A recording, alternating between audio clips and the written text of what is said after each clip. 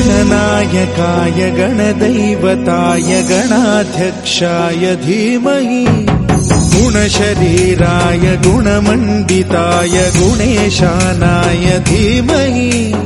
गुणातीताय गुणाधीशाय गुणप्रविष्टाय धीमहि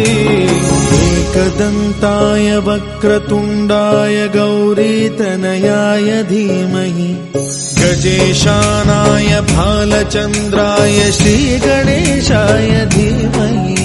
एकदन्ताय वक्रतुण्डाय गौरीतनयाय धीमहि